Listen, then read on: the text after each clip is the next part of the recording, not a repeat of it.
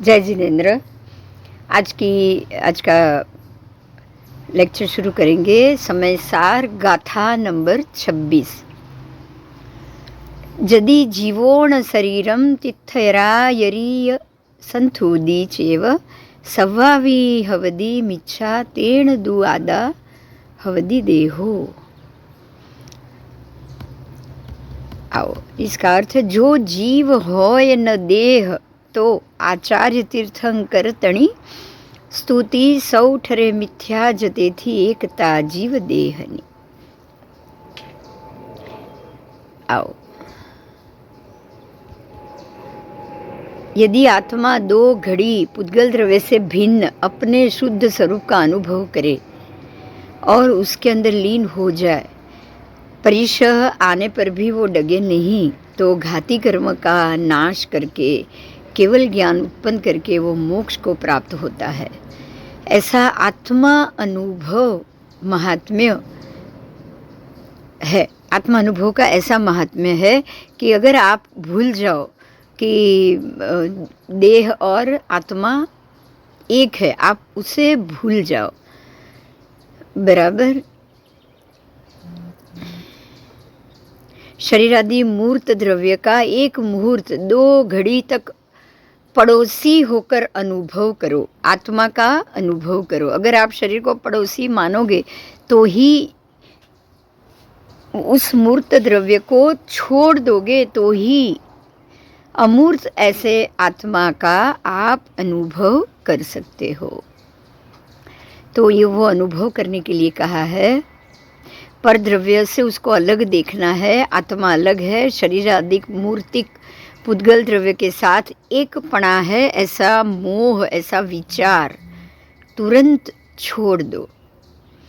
बराबर यदि आत्मा दो घड़ी तक पुद्गल द्रव्य से भिन्न अपने शुद्ध स्वरूप का अनुभव करे और उसी में लीन हो जाए, कोई भी परीक्षा आए वो डगे नहीं, वो अपने आप को स्थिर बनाकर रखे, तो वो समझ लेना कि उसने अपने आत्मा के साथ लीनता प्राप्त कर ली है।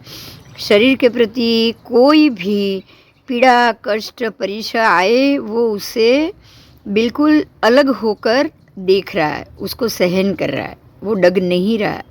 तो वो अपने सभी घाती कर्म का नाश करता है और केवल ज्ञान उत्पन्न करके मोक्ष को प्राप्त करता है।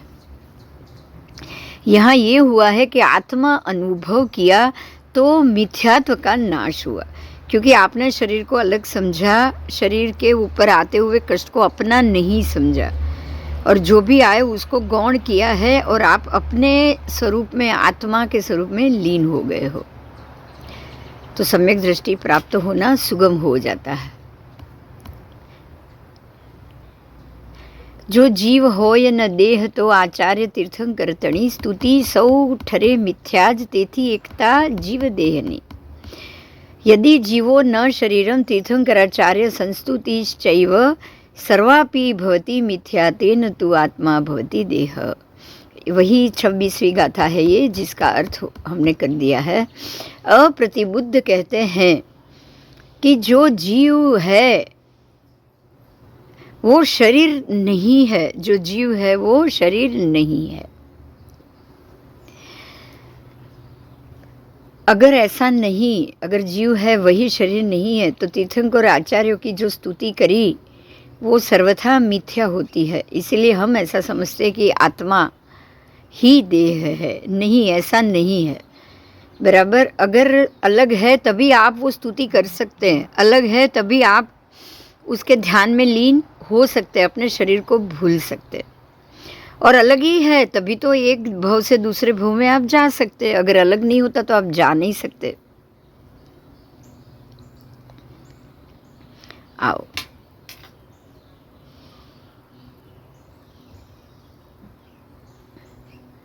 सभी के देह की कांति अलग है, सभी के देह की शक्ति अलग है।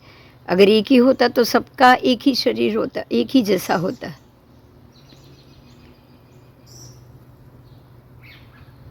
ऐसा अप्रतिबुद्ध कहते हैं, प्रतिबुद्ध नहीं। अप्रतिबुद्ध, जिनको बुद्ध नहीं हुआ है, जिनको बोधि प्राप्त नहीं हुई है, वो कहते हैं। आओ, अब आचार्य क्या कहते हैं, जो प्रतिबुद्ध है वो क्या कहते हैं, व्यवहारो भास ही दी देव जीवो देहो न हवई खलु एको न दूणिच्छस यस जीवो देहो य कदावि इकट्ठो व्यवहार नय भाषते जीवो देहस्य भवति खल्वेक न तो निश्चयस्य जीवो देहस्य कदापेकार्थ। देखिए आचार्य भगवान यहाँ नए विभाग बता रहे हैं, व्यवहार नए निश्चय नए। तो ये नए विभाग को आचार्य कैसे समझा रहे हैं, जीव और देव दोनों एक है, ये व्यवहार का वचन है।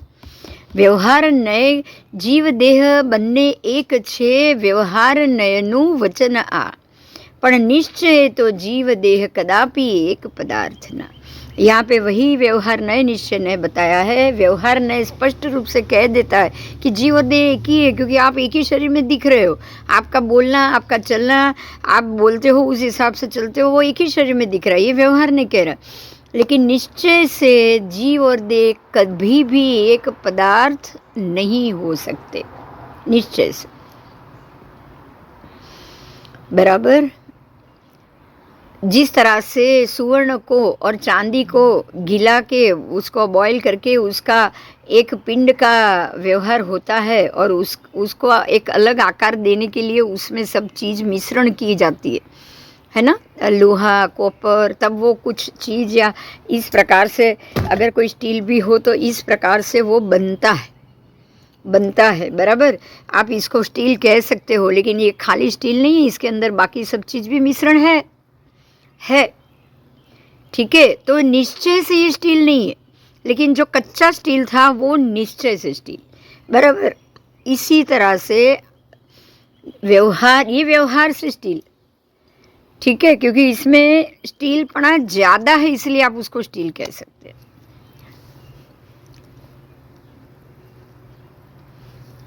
निश्चय से यदि विचार किया जाए तो इसके अंदर खाली स्टील जो है उसमें स्टील ही अलग हो जाता है, उसमें अंदर और कोई चीज़ मिश्रण नहीं होता है।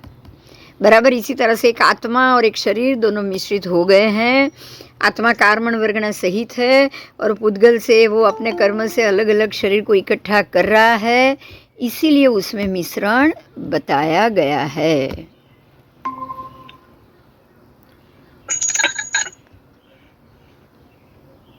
चलो, तो फिर ये गाथा जीव थी जुदा एक ज मिनिट,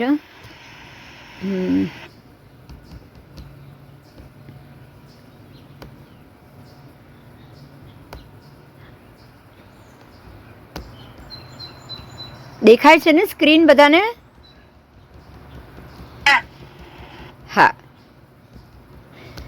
જીવ દેહ બંને એક છે, વ્યવહાર નયનું વચન આ પણ નિશ્ચય તો જીવ દેહ કદાપि एक पदार्थ ना।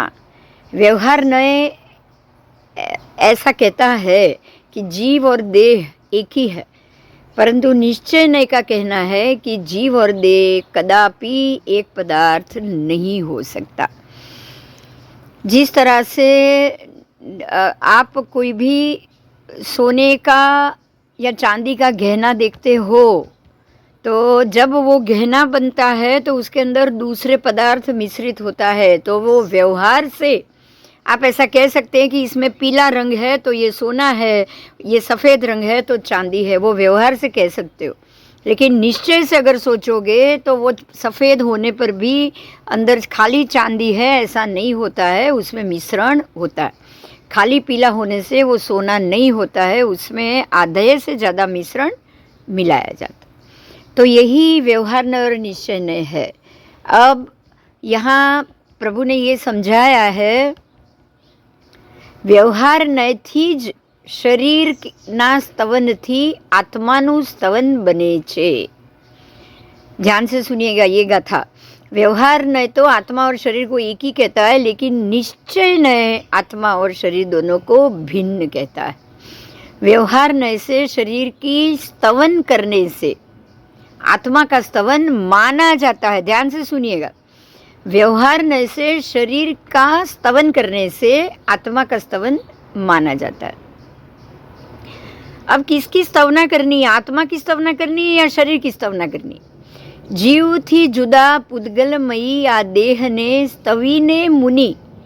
जीव से अलग ये पुद्गल में जो देह है उसकी स्तवना करते हुए मुनि माने प्रभु केवड़ी तणु वंदन थयु स्तवना थई। ध्यान से सुनिएगा, जब भी परमात्मा सदेह विचर रहे हैं तब आप उनके देह की स्तवना कर रहे हो कि नहीं? बोलो।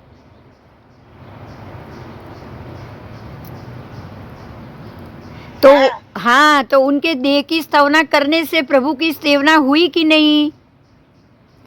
आप पूजा किसकी कर रहे हो?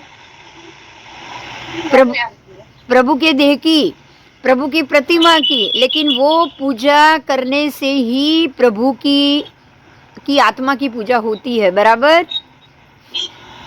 हाँ, तो ऐसे ही सुवर्ण को पहनना है, दागीना पहनना है, तो उसमें जब मिश्रित करोगे तो ही पहन पाओगे। खाली सोने का गट्ठा पहन सकते हो? नहीं। खाली स्टील के गट्ठे का खाने में यूज कर सकते हो? नहीं। उसके लिए उसको गिलास बनाना पड़ेगा ना।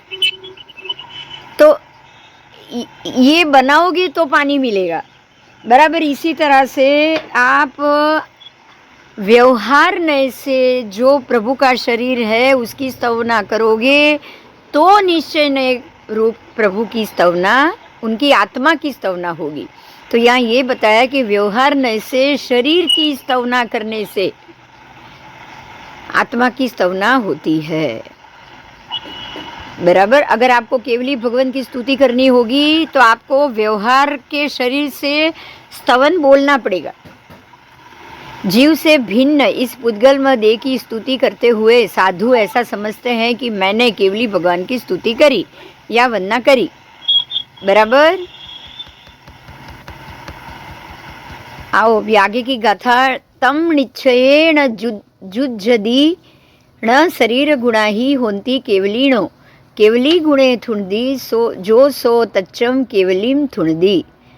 तत्निश्चये न युज्यते न शरीर गुणा ही भवन्ति केवली न, केवली गुणान स्तौति यह स तत्वम केवलीनम स्तोति। इसका अर्थ है निश्चय नथी योग्य ए, निश्चय थी नथी योग्य ए नहीं देह गुण केवड़ी तणा, जे केवड़ी गुण ने स्तवे परमार्थ केवड़ी ते स्तवे। देखिए यहाँ क्या बताया है कि निश्चय नथी योग्य है। क्या आप व्यवहार के शरीर की स्तवना करोगे वो निश्चय थी योग्य नथी, नहीं गुण केवड़ी तणा, नहीं देह गुण केवड़ी तणा, जे केवड़ी गुण ने स्तवे परमार्थ केवड़ी ते स्तवे। आपको केवली के देह की स्तवना नहीं करनी है, केवली के गुण की स्तवना करनी है। क्या करनी है बोलो? शरीर जड़ है तो जड़ के आश्रय, हाँ जड़ के आश्रय आपको क्या करना है? उनके वितरागपणा की स्तवना करनी है, उनके शरीर की स्तवना नहीं करनी है। तीर्थंकर परमात्मा का शरीर, चक्रवर्ती का शरीर, अगर आप उसकी स्तवना करोगे तो क्या होगा? वो व्यवहार नहीं है, और व्यवहार से आप व्यवहार की स्तवना करोगे तो आपको व्यवहार ही मिलेगा। देखिए यहाँ आपको हम वो एग्जाम्पल याद करेंगे। इतने तप और तपस्या करने के बावजूद जब तप का नियाणा बांधा गया कि मैंने जो भी तप किया है उसके बदले में मुझे शक्ति प्राप्त हो, तो वो की थी सारी तपस्या व्यवहार नय से शरीर के द्वारा, बराबर। और शरीर के द्वारा मांगा भी शरीर ना, शरीर की शक्ति मांगी ना, शरीर की शक्ति ही मांगी, तो वो 7वें नरकगामी हुए चक्रवर्ती मरने के बाद, बराबर। तो यहाँ यही बात बताई है कि व्यवहार नय असत्यार्थ है। पहले भी बार बार आ चुका है, कल भी। व्यवहार नय असत्यार्थ, निश्चय नय सत्यार्थ। व्यवहार नय पृथकत्व, निश्चय नय एकत्व, बराबर। व्यवहार नय जुड़ा हुआ है, शरीर और आत्मा जुड़े हुए हैं, उनमें से पृथकत्व करना है। निश्चय से आत्मा अलग, शरीर अलग, और व्यवहार से दोनों एक साथ। इसी चीज को यहाँ लेकर गया है कि नहीं निश्चय योग्य ए, निश्चय नहीं थी ए योग्य नथी, शू नहीं देह गुण केवड़ी तणा। केवली भगवान के देह गुण की स्तवना नहीं करनी, केवली केवली के देह गुण की स्तवना नहीं करनी है आपको, केवली के गुण की स्तवना करनी है, देह की गुण की नहीं, मात्र केवली के गुण की। वो निश्चय है और उसी निश्चय को हमें कायम रखना है। आओ अब आगे जाएंगे।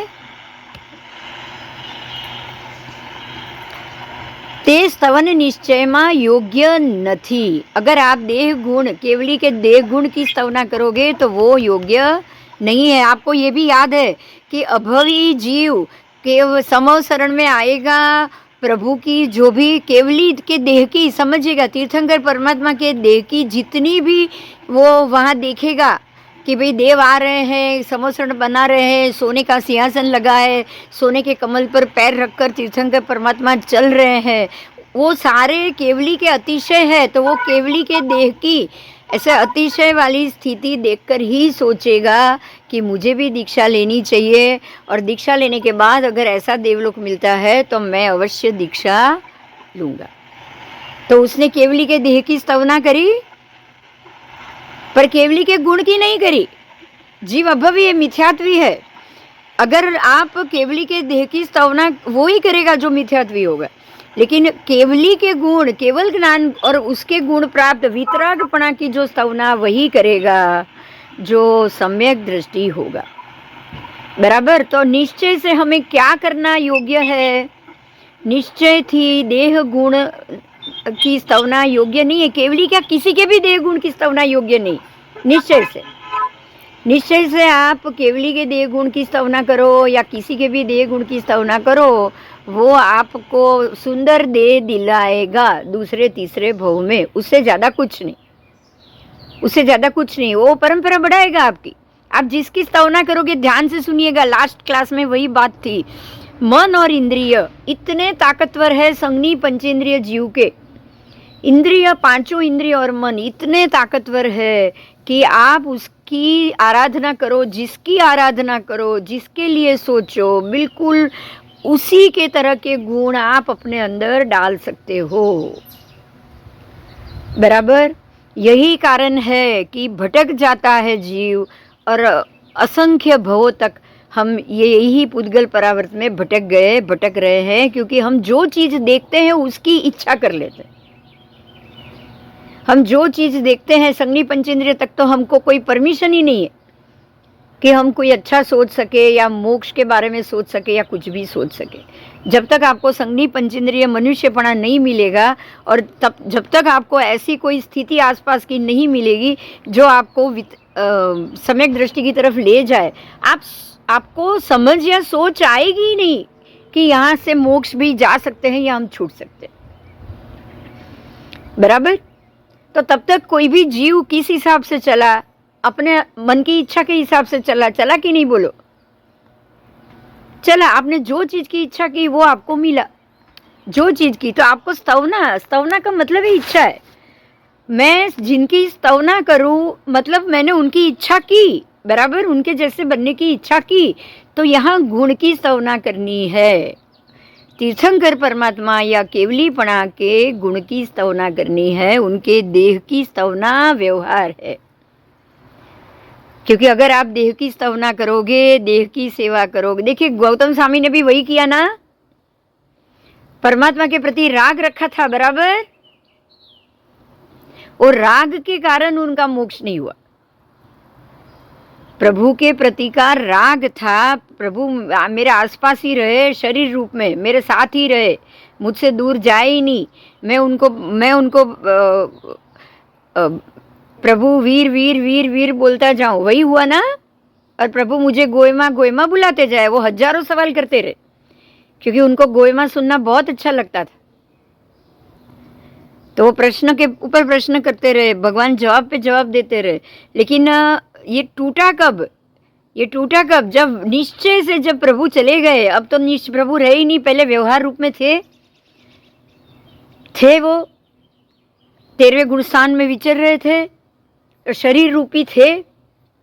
लेकिन जब देह त्याग हो गया, प्रभु चले गए, अब प्रभु नहीं मिलेंगे, तब उनको लगा कि मैंने गलत तरीके से उनको सोचा, मैंने उनके प्रति जो मतलब जो प्रभु को तो मेरे प्रति कोई राग ही नहीं था, मुझे बिना बताए चले गए, मुझे दूर करके चले गए। तब उनको लगा कि अरे अंतिम मैं इतना भगवान भगवान कर रहा हूँ, भगवान ने मेरे को दूर क्यों कर दिया। उनको तो पता था, फिर मुझे क्यों दूर भेजा। और ये बात उनको मतलब उनके दिमाग में बहुत ही कड़ी कि मुझे प्रभु ने दूर क्यों किया। मैं तो मुझे इतना प्रभु के प्रति राग था, प्रभु को तो मेरे प्रति बिल्कुल राग नहीं था। यही बात मरुदेवा माता के साथ हुई। आदिनाथ भगवान उनको देख ही नहीं रहे थे और भरत राजा ने बोला कि माँ आपका बेटा का तो ये रूप है, ये रूप है, अभी इतने देव आए हैं, ये समोसरण बना है और आपका बेटा तो ये है। तब माता को लगा कि अरे मैं ऋषभ कर रही हूँ, ऋषभ तो प्रभु बन चुका है, उसको तो मेरे प्रति कोई राग ही नहीं है। तब उनका राग टूट रहा है, बराबर। नहीं तो उससे पहले तो मेरा ऋषभ कैसा है रो रो के उन्होंने अपनी आंखें गवा दी थी, राइट। लेकिन राग जब टूटा तो ये राग किसका था? व्यवहार का राग था। व्यवहार से वो मेरा बेटा, मैं उसकी माँ। व्यवहार से गौतम स्वामी और प्रभु कि मैं उनका, ये मेरे गुरु, ये मेरे शिष्य। तो उसमें भी आपको वो उसका व्यक्तिगत राग नहीं करना है, बस व्यक्तिगत राग ने ही उनको तोड़ दिया। व्यवहार से ये शरीर के प्रति का व्यक्तिगत राग, व्यक्तिगत नाम का संबंध ही मिथ्या है, बराबर।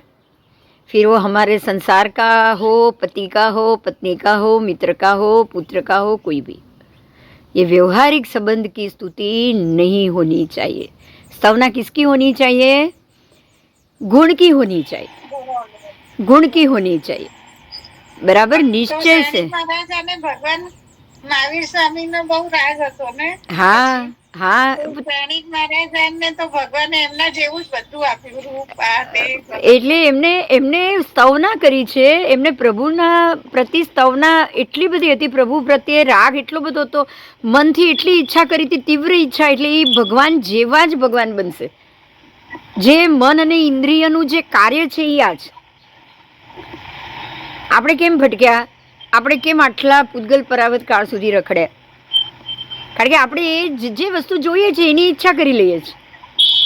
એટલે આનાથી એ ક્લિયર થાય છે કે આપણે વ્યવહારની ઈચ્છા, વ્યવહારની સ્તવના ક્યારેય નથી કરવાની કે મને વ્યવહારનું આ વસ્તુ મળે, મને વ્યવહારની આ વસ્તુ મારા સુધી પહોંચે, અથવા મને આ ગમે છે, તો તમે એની પાછળ લાગી જાઓ છો। એટલે જે મનની શક્તિ છે ને એને જ શાંત કરવાની છે। જો આજે આ વાત સમજાય તો ઈચ્છાઓને તમારે નાબૂદ કરવાની છે, દબાવવાની નથી, નાબૂદ કરવાની છે, નાબૂદ કરવાની છે, શાંત કરવાની છે।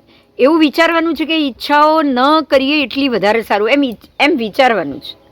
એ વિચારશો તો એ થશે, બાકી હા, બસ સત્ય એ છે કે આ કામ કરવા જેવું નથી। સત્ય એ છે કે શરીરધારી કોઈ પણ જીવ એ વ્યવહાર છે એમ વિચારી લેવાનું છે। વ્યવહારના સંબંધો છે, બસ જેટલા વ્યવહારના સંબંધો છે એટલા પોઝિટિવ સંબંધો હોય તો પ્રેમ વધશે, નેગેટિવ સંબંધ હશે તો દ્વેષ વધશે। તો રાગ અને દ્વેષનું કારણ જ વ્યવહાર છે। નિશ્ચયથી વિચારો કે અંદરના આત્માને મારે જોવો છે, તો અંદરના આત્મા સાથે તમારે ક્યારેય પણ કોઈને પ્રેમે નથી થવાનો અને કોઈને એના ઉપર નફરત બી નથી થવાની, बराबर। ચાલો હવે એના પછીની ગાથા, આયા 29वीं गाथा हुई। अब आगे जाएंगे।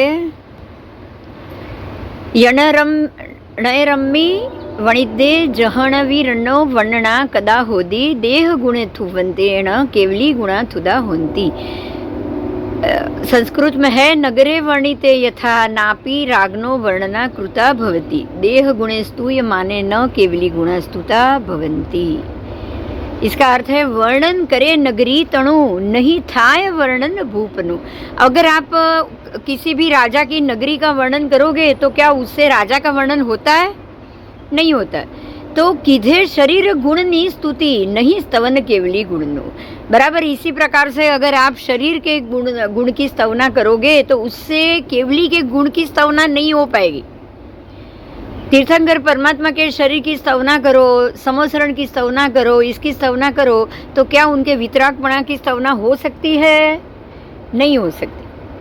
नहीं हो सकती, बराबर। इसीलिए यहाँ ये किया है कि जो चीज चाहिए उसकी स्तुति करो, जो आपको चाहिए। अब उल्टा समझो कि जिसकी स्तुति करो वो मिलेगा। अब उल्टा करो उसका, पहले तो जो चीज चाहिए उसकी स्तुति करो तो वो मिलेगी। ये प्लस पॉइंट है, ये मन की शक्ति है, आपके मन और इंद्रियों की संगनीपणा की ये शक्ति है कि आप जिसकी स्तवना करोगे वो मिलेगी। ईयड़ भ्रमरी न्याय पता होगा। वो ईयड़ सोचती है, मुझे भ्रमरी की तरह उड़ती हुई सोचती है कि मैं भी उड़ने की कोशिश करूं। वो एक बार कूदी लगाएगी, दूसरी बार कूदी, तीसरी बार कूदी लगाएगी तो अपने आप उसके ऊपर जो आरका है उसमें से उसके शरीर की जो चमड़ी है वो बाहर निकल आएगी, और वो चमड़ी ऐसी बाहर निकल आएगी कि अब वो उड़ेगी तो वो पंख के साथ उड़ेगी। तो ईयड़ भ्रमरी न्याय के रहते हुए हमको भी, अगर हम केवलीपना के, वितरागपना के गुण की स्तवना करेंगे तो हमारे अंदर भी वो उत्पन्न होगा, बराबर। और अगर आप किसी राजा के या उसके वैभव की और उसी की स्तुति करोगे तो आपके अंदर वो उत्पन्न होगा। आओ,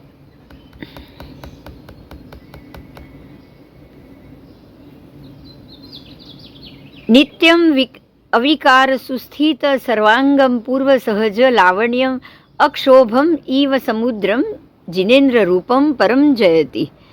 तो यहाँ जो वर्णन किया है जिनेन्द्र के रूप, उसका उत्कृष्ट रूप में वर्णन किया। जैसे थोड़ी देर पहले मेरे ये बात हुई कि केवलीपना और तब उनके जो 34 अतिशय होते हैं वो इतने महत्वपूर्ण होते हैं। देव आते हैं, समवसरण की रचना करते हैं, तब जो उनका रूप होता है, अगर आप वो रूप से मोहित होकर उनकी सेवना करोगे और वो रूप को पाना चाहोगे तो आप वहीं पे अटक जाओगे। हमको कभी कभी ये बात हम सुनते हैं महात्मा के व्याख्यान में कि इतनी बार हम रजोहरण लिए होंगे, इतने भव में लिए होंगे पूर्व के, लेकिन अभी तक मुक्ति नहीं हुई, क्योंकि हमने सिर्फ उनके देह की गुण की प्रशंसा की होगी, बराबर। अतिशय देखकर हम प्रेरित हुए होंगे, लेकिन केवलीपना के गुण की इच्छा नहीं करने से अभी तक ही हम भटक रहे हैं। जो इंद्रिये जिणिता प्राण सहा वाधियम मुनदी आदम तम खलु जी दिंदियम ते भणंती जे निच्छिदा साहू जिति इंद्रियो ज्ञान स्वभावे अधिक जाने आत्मने निश्चय विषय स्थित साधुओ भाखे जिनेन्द्र तेहने। जितेंद्रिय तेहने, जितेंद्रिय कौन है? कौन है जो अपनी इंद्रियों को जीत कर बैठा है? जिति इंद्रिय ज्ञान स्वभावे। आपको इंद्रिय का दमन करके नहीं जीतना है, आपको इंद्रिय को ज्ञान स्वभाव से जीतना है। वही बात आई कि हमको अपनी इच्छाओं को दबाना नहीं है, दमन नहीं करना है, बराबर। आपको उसका दमन नहीं करना है, पर उसको ज्ञान स्वभाव से जीतना है। ज्ञान स्वभाव से ऐसे जीतोगे कि जो इच्छा करोगे वो पाओगे।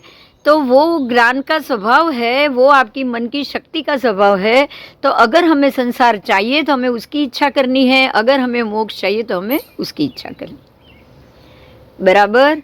दक्षा 25 વર્ષ પહેલા જે ઘર જોયું તું ને એ ઘર 25 વર્ષે મળ્યું। બોલ, વિચાર તું કે મનમાં કેવું બેઠું હશે એ ઘર।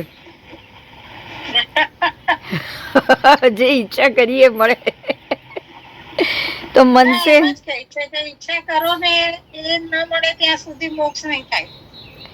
એ અને ઈચ્છા કરો એ મળે જ છે તો પછી મોક્ષની જ ઈચ્છા કરવાની। હવે વાત આ જ્ઞાન स्वभाव છે।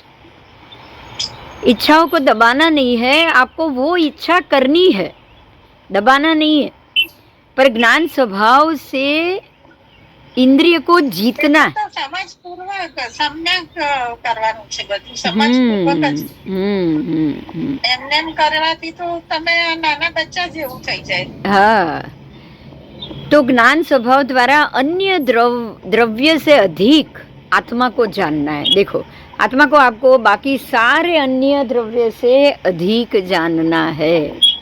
अगर आप अन्य द्रव्य से उसको अधिक जानोगे तो अन्य द्रव्य की जगह आप उसकी स्तुति करोगे, स्तवना करोगे। अन्य द्रव्य को आप टालोगे तो ही दूसरे की स्तुति करोगे ना। હા, અને અન્ય દ્રવ્ય એ આપણા છે જ નહીં, આપણને આત્માને કઈ લાગતા જ નથી, એ બાહ્ય પદાર્થ છે એવું સમજપૂર્વક કરીએ ને ત્યારે બહારના પદાર્થનો મોહ પણ ના થાય, ભૂતગલનો ઓછો થઈ જાય ધીમે ધીમે. तो बस तो ऐसे सोचने वाला ही निश्चय नय की स्थिति में हुआ साधु कहा जाता है। बराबर? ऐसी स्थिति में ही, ऐसी सोच की स्थिति में ही निश्चय नय में आप आ गए। अगर आप ऐसा सोच रहे हो कि अन्य द्रव्य संसार के बंधन का कारण है और आत्मद्रव्य उसकी स्तवना आपको बराबर उनके जैसा आत्मा बनाएगी, तो ये आपकी सोचने की स्थिति अगर आप हो तो आप निश्चय नय से साधु कहलाओगे, जिसको हम स्थविर भी कह सकते हैं, वो तभी कहलाओगे, बाकी आप जितेंद्रिय नहीं हो। बराबर? આ વખતે હોળીમાં છે ને અમને સાહેબે એ જ કે ભાવ ચારિત્ર જ, દ્રવ્ય ચારિત્ર તો બધા લઈ લે પણ ભાવ ચારિત્ર તો ઘરમાં બેઠા બેઠા પણ આવશે. तो शरीरपणा से जो प्राप्त शरीर परिणाम को प्राप्त हो ऐसी द्रव्येंद्रिय निर्मल भेद अभ्यास की प्रवीणता से आप उस द्रव्येंद्रिय के अंदर अति सूक्ष्म चैतन्य स्वभाव जो पड़ा हुआ है उसको दूर करो। देखो यहाँ क्या कहा है, सुनिए। शरीर के जो परिणाम के जो द्रव्येंद्रिय है, मेरी सारी पांचों इंद्रिय और बुद्धि वो द्रव्येंद्रिय है, उसके अंदर पड़ा हुआ अति सूक्ष्म चैतन्य भाव कि कौन सा भाव कि भाई मुझे वितरागपणा चाहिए, मुझे ये कषाय से दूर रहना है, मुझे इस संसार से दूर रहना है, ये अति सूक्ष्म चैतन्य भाव है जो आप उसको सम्यक दर्शन, सम्यक सोच कह सकते हो, आप उसको सम्यक ज्ञान कह सकते हो। ये जो अति सूक्ष्म चैतन्य स्वभाव है ना, उसका आलंबन पकड़ो, उसका आलंबन के पकड़ के उसके बल द्वारा बाकी सारी द्रव्येंद्रिय को आप धीरे धीरे दूर करो, तभी आप द्रव्येंद्रिय को जीत सकते हो, बाकी नहीं। और ये पहले ये इसीलिए समझना बहुत ज़रूरी है कि ये चीज़ हर कोई नहीं कर सकता, ये चीज़ हर कोई नहीं कर सकता। हर एक जीव के पास वो कैपेसिटी नहीं है कि उसको कहीं से भी थोड़ा सा भी सम्यक दर्शन प्राप्त हो। आपको एक बार सम्यक दर्शन प्राप्त हुआ तो ऐसे भव्य जीव हो आप तो ही आप कर सकोगे। ये हमने पिछले टाइम में भगवती सूत्र के पाठ में देख लिया कि ऐसे भी संसार में जीव है जिनको भव्यता मिलने की संभावना ही नहीं है, जो कभी भी अपने जाति भव्य के पणा से बाहर आने वाले ही नहीं है। नित्य निगोदी जीव सर्वथा निगोद में से कभी बाहर आने वाले ही नहीं। तो जो आप आए हैं तो आप इतना समझिए कि आपके अति सूक्ष्म चैतन्य स्वभाव में इतना अवलंबन लेने का बल जरूर है। अगर आपकी आत्मा बलवान है तो ही ये हो पाएगा, नहीं तो नहीं हो पाएगा। बराबर? आपको ये भी नहीं सोचना है कि हर कोई ये क्यों नहीं कर सकता, हर कोई ये काम नहीं कर सकता, है ना। हर कोई भव्य जीव भी होगा तो भी वो सम्यक दर्शन प्राप्त नहीं कर सकता। उसके लिए प्रत्येक आत्मा को अपने द्रव्येंद्रिय के अंदर पड़े हुए वो अति सूक्ष्म चैतन्य स्वभाव रूप सम्यक ज्ञान को पहचानना पड़ेगा और उसको निर्मल रूप से भेद अभ्यास करके अलग करना पड़ेगा। ठीक है। आप व्यवहार नय के अंदर हो, शरीरधारी हो, तो आपको उसमें से सम्यक ज्ञान को अलग करना पड़ेगा वेद ज्ञान से, और फिर उसको वही निश्चय है, वही निश्चय नय है, और उसी को पकड़ के उसका अवलंबन लेकर आपको धीरे धीरे बाकी के सारे कर्मों को खत्म करते हुए कैसे करना है, द्रव्येंद्रिय को जीतना है। अलग अलग विषयों में जो आपकी इंद्रिय गई है, द्रव्येंद्रिय गई है, उसके विषयों को खंड खंड करना है, तोड़ना है, उसको धीरे धीरे खत्म करना है। देखिए यहाँ दमन नहीं करना है। मुझे पिक्चर देखने का शौक है, थोड़ा कम कर दो, धीरे धीरे ख़त्म करो, धीरे धीरे। अब तो अच्छे ही देखने हैं, वो चालू पिक्चर नहीं देखना है, चालू काम नहीं करना है, वीडियो का काम नहीं करना है। चलो देखना ही है तो ऐसा कुछ देखना है कि जिसमें से कुछ भी क्रूरता नहीं है, हिंसा नहीं है, है ना। फिर कोई ऐसा एब्यूजनेस नहीं है, सेक्सुअल एब्यूज नहीं है, मुझे ऐसी चीज़ों को छोड़ना है, शौक है जरूर है पर कम करना है। धीरे धीरे खंड खंड खंड करके आपको अपने इंद्रियों के विषयों को धीरे धीरे तोड़ना है, धीरे धीरे उनकी इच्छा को तोड़ना है। और वो तोड़ोगे धीरे धीरे, थोड़ा थोड़ा देख देख कर बंद करोगे, थोड़ा थोड़ा देख देख कर बंद करोगे। कभी कभी ऐसा समय आएगा कि अब मेरे को उसकी भी जरूरत नहीं। एक समय ऐसा आएगा कि अब आज आपने कम किया है तो कल, आज आपने 25% किया है तो कल आप 10% कर सकोगे, कुछ महीने बाद, कुछ साल के बाद। और जब 10% पे आए उसके बाद 1% पे भी आप आ सकते हो। आप ओनली 1% से पर भी आ सकते हो कि अब मुझे इच्छा ही नहीं हो रही। आप देखो बहुत सारी चीज़ ऐसी होगी, एक तरफ अध्यात्म में या उसमें आगे बढ़ जाओ या सम्यक दर्शन या आपको वितरागता के भाव में कहीं ना कहीं राग द्वेष अगर आपके कम हो जाए ना, क्षीण हो जाए ना, फिर आपको ऐसा होगा कि मुझे इस चीज़ की इच्छा ही नहीं हो रही है। जब वो चीज़ की इच्छा होनी बंद हो जाए तब आपको समझना है कि आपने अपनी द्रव्येंद्रिय को जीता है, आपने उसको जीत लिया। इस चीज को यहाँ आपने क्या किया, आपने अपनी भावेंद्रिय का आपने आलम्बन लिया। भावेंद्रिय जो चैतन्य स्वभाव वाली है, जो ज्ञान गुण से भरी हुई है, जो आत्मा के 8 गुण, आत्मा के भाव की बात है। यहाँ भाव हमेशा आपके आत्मा के गुण का आएगा, लेकिन पुद्गल के गुण का कभी भाव नहीं आ सकता, बराबर। शरीर के कभी भाव उत्पन्न नहीं होते, द्रव्य से कभी भाव उत्पन्न नहीं होगा। द्रव्य का रिएक्शन आ सकता है, भाव कभी नहीं आ सकता। तो जो भावेंद्रिय यानी कि जो आत्मा के गुण है वो धीरे धीरे जीतेगा, उसका जीतना होगा। और कर्मेंद्रिय जो द्रव्येंद्रिय बनकर जो आपकी इच्छाओं ने आपने घटा दी है उसको हराएगा। तब आपको ये फील होगा कि आपका शरीर अलग है, आपकी आत्मा अलग है। और जो थोड़ी देर पहले एक गाथा आ गई, सबसे पहली 26वीं गाथा ने यही बताया कि अगर आप 2 अंतर मुहूर्त तक, 2 घड़ी तक, मतलब एक अंतर मुहूर्त 48 मिनट तक आपको अपने शरीर के ऊपर होती हुई सारे आपको जो पीड़ा मिले, आपको जो उपसर्ग मिले, आप अगर उसको ध्यान मग्न होकर शांति से सहन करते जाओ और आप अपनी आत्मा में रमण रहो तो केवल ज्ञान उत्पन्न हो जाता है। ये कब होगा? जब आपकी सारी द्रव्येंद्रिय हारेगी और आपका कर्मेंद्रिय जीतेगा, ये तब होगा, उससे पहले नहीं। ये तब पॉसिबल होगा। धीरे धीरे धीरे धीरे धीरे धीरे आपकी सारी द्रव्येंद्रिय आप जीत रहे हो और उसके ऊपर लगे हुए कर्म के पड़ड़ आप तोड़ रहे हो। तभी बोल रहे हैं कि ध्यान एक ऐसा महत्व का आपका आयोग होता है जिसमें करोड़ों ध्यानी एक मुहूर्त में करोड़ों साल के कर्मों का खात्मा करता है। करता है ना? करता है ना? ये बहुत जरूरी है। तो ये सीधी बात है, जो हम जो सोचते हैं, हमारा जो श्वेतांबर पंथ में या उसमें आपको मिलता है कि सकाम निर्जरा अकाम निर्जरा, ये शब्द वही हुआ।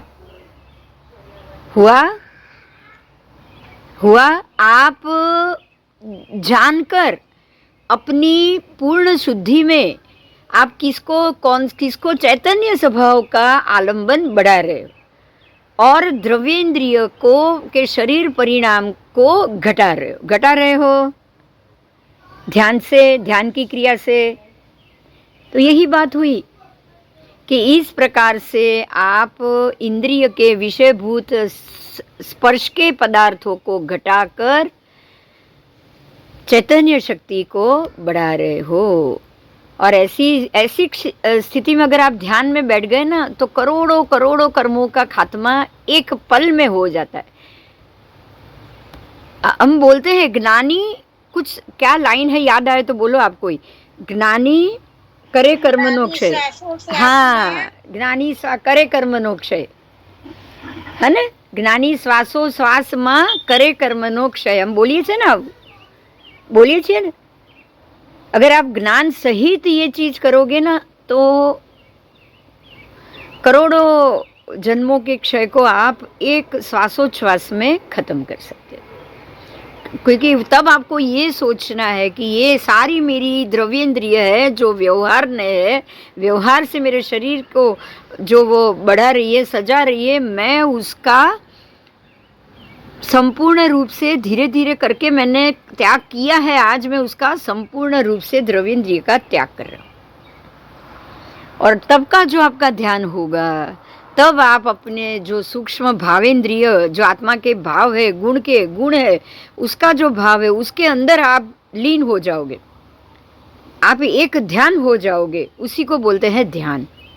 ध्यान में कुछ नहीं है। ध्यान में देखिए, आज एक बात बहुत महत्व की बोल रही हूँ। आज का ध्यान कैसा है? आप ध्यान में बैठो और आपके पूरे शरीर का अवलोकन करो, है कि नहीं? बताओ, आज कोई भी योगा क्या कराएगा? बताओ।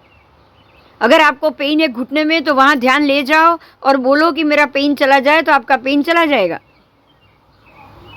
ऐसा ध्यान होता है ना? आप तो ऊपर तो शरीर की शुद्धि करा रहे हो। आपने ध्यान कहाँ का किया? द्रव्येंद्रिय का किया या भावेंद्रिय का किया? तो ये ध्यान कर्म बढ़ाएगा या घटाएगा? जबकि यही चीज को उल्टा करना है। आपको शरीर के ऊपर कोई भी, आप समझो वो उपसर्ग है। आप ध्यान में बैठे हो, घुटने में पेन है, वो आपका उपसर्ग है भाई। वो उपसर्ग की तरफ ध्यान ही नहीं देना है। आप उसकी तरफ ध्यान नहीं दे रहे हो। आप अपने ही आत्मगुण में लीन हो कि भाई ये तो शरीर अलग है, उसको कहीं पीड़ा होगी, कोई सांप आके डस जाएगा। वो जो गौशाला था उसने कानों में कीला ठोक दिया था, लेकिन भगवान निश्चल रहे कि नहीं? पैर में चूल्हा किया, खीर बनाई गोवाले ने, पर भगवान निश्चल रहे कि नहीं? ऐसा ध्यान चाहिए या ऐसा ध्यान चाहिए कि जहां मेरा पेन है वो चला जाए? कैसा चाहिए बोलो? एफर्मेशन, एफर्मेशन, एफर्मेशन सही है। शास्त्र कह रहा है जो इच्छोगे वो मिलेगा। बोलो, द्रव्येंद्रिय की इच्छा करनी है, भावेंद्रिय की इच्छा करनी है? आप एक बार एक लाइन लिखो, 1,00,000 बार लिखो कि मेरा ये काम हो जाए, हो जाए। होना ही है। यही तो आपका मन और इंद्रिय की ताकत है। सामान्य इच्छा करते हो वो भी हो जाता है, तो इतनी स्ट्रॉन्ग इच्छा करके क्या हमको अपनी द्रव्येंद्रिय के पीछे भागना चाहिए? बताओ। आज का जो योग है ना, उसके लिए ही ये जवाब है, ये गाथा।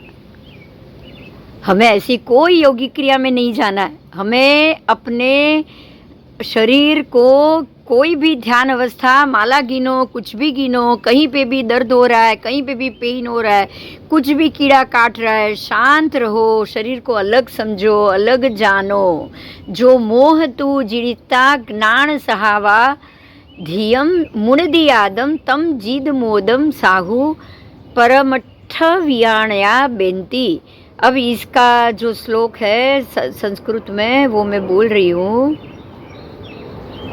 जीती मोह ज्ञान स्वभाव थी, जे अधिक जाने आत्मा ने। परमार्थ ना विज्ञायको ते साधु जित मोह ही कहे। जीती मोह ज्ञान स्वभाव थी। ज्ञान, मोह को ज्ञान के स्वभाव से जीतना है। बस आपको यहाँ एक ही चीज जाननी है कि कोई भी चीज को आपको ज्ञान स्वभाव से जीतना है। मोह को भी ज्ञान स्वभाव से जीतना है, शरीर को भी, द्रव्येंद्रिय को भी ज्ञान स्वभाव से जीतना है। ज्ञेय तो द्रव्येंद्रियों, भावेंद्रियों और इंद्रिय के विषयभूत पदार्थों और ज्ञायक खुद आत्मा, ये चारों चीज की बात हुई। हमारे यहाँ चारों चीज जानने जैसी है। ज्ञेय है, द्रव्येंद्रिय भी ज्ञेय है, भाई जानो और छोड़ो। भावेंद्रिय ज्ञेय है, जानो और उसका आलम्बन दो। इंद्रिय के विषयभूत पदार्थ भी ज्ञेय है, जानो भाई कौन से पदार्थों में अपना मन खो जाता है, खुश हो जाता है, उसको छोड़ो।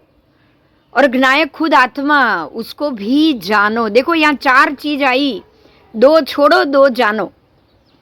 और विषय की आसक्तता से एक होने के बजाय उससे दूर जाओ। तो ये भेद ज्ञान से, ये भिन्नता जानी, जानने से ही जीव अगर ये जानेगा तो ही उसको छोड़ पाएगा. जानोगे नहीं तो छोड़ोगे? बताओ. और जानने के बाद तो छोड़ना ही है, ज्ञान स्वभाव से छोड़ना है. ये छोड़ने जैसा है, ये आचरण के लायक नहीं है. ऐसा शांत चित्त से सोचकर जो छोड़ेगा वही आत्मा को अधिक जान पाएगा. ठीक है, वही परमार्थ का विज्ञायक बनेगा. और ऐसा ही साधु जित मोही बनेगा. जित मोही यानी मोह को जीतने वाला. यो मोहम तु जित्वा ज्ञान स्वभावम अधिकम जानात्यात्मानम तम जित मोहम साधु परमार्थ विज्ञाय का ब्रुवंती. ये उसका संस्कृत का अर्थ हुआ. ऐसा ज्ञान स्वभाव से अन्य द्रव्य भावों को अधिक जो जान पाएगा वही मुनि परमार्थ को भी जान पाएगा. और वही उसको छोड़, देखो, जो जान पाएगा वो परमार्थ को जान पाएगा, और जो उसको छोड़ पाएगा वो जितमोह बन पाएगा. बराबर? સરસ પાઠ છે, ફાઇન પાઠ.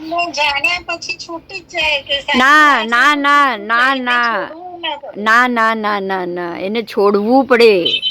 જાણીને પણ તમે એકદમ કઈ ફરક જ નથી પડતો. આવું જણાય તો છૂટાય છે. અરે પણ એ તો બી તમે જ્યાં સુધી ઈચ્છો નહીં ત્યાં સુધી એને નહીં છોડી શકો. એટલા ભવ્યાત્મા ફરી રહ્યા છે, પણ બધા જ ભવ્યાત્મા ફરે એ જ નજીકના સમયમાં મોક્ષ જાય એ સંભવ જ નથી. એ સંભવ જ નથી.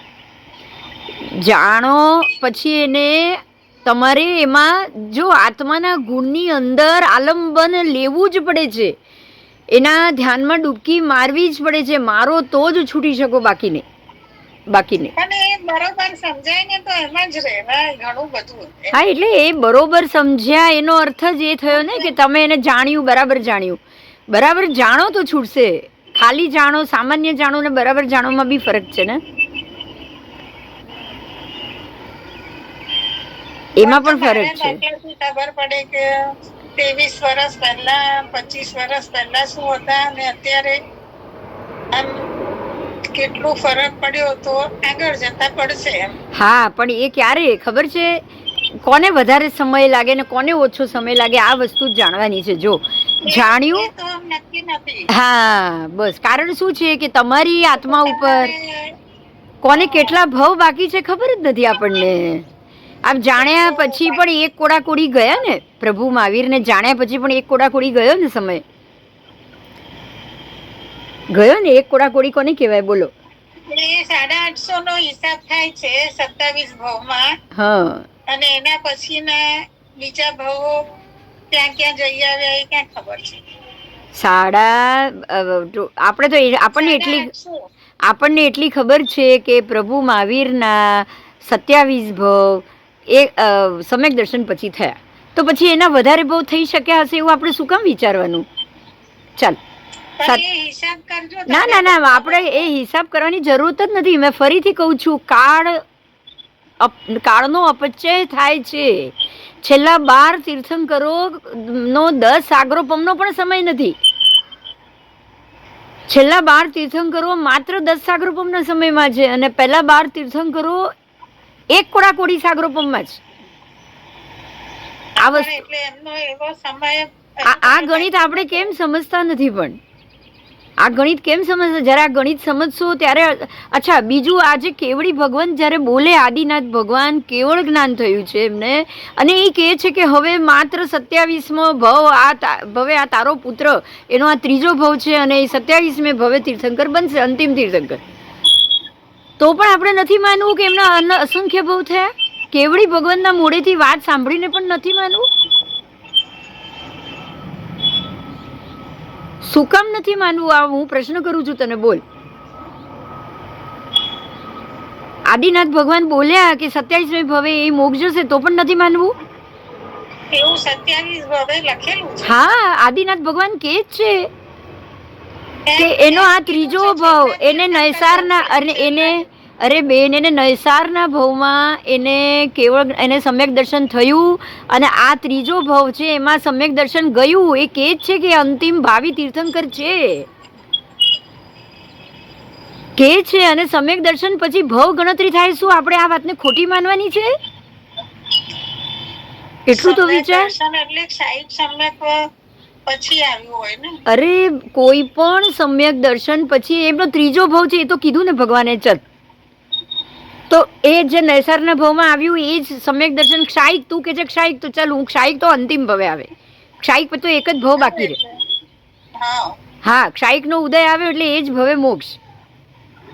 પણ સમ્યક દર્શન આવ્યા પછી દરેક ભાવની ભવ ગણતરી થાય છે. ભગવાનની 27 ભાવ. આપણે આટલું ભણીએ છીએ તો પણ આપણે એવું માનીએ કે વચ્ચે અસંખ્ય ભાવ ગયા. મને એવું ખ્યાલ છે કે ભગવાને એમ કીધું કે એ 24માં તીર્થંકર બનશે. ના, એમને 27 ભાવ કીધા. આદેશ્વર ભગવાને પોતાના 11 ભાવ કીધા સમ્યક દર્શન પછી. અને શ્રેયાંશ રાજાએ પારણું કરાવ્યું તો એ પણ એમના આગળના ભવના કોણ છે કહીને કરાવ્યું. બરાબર?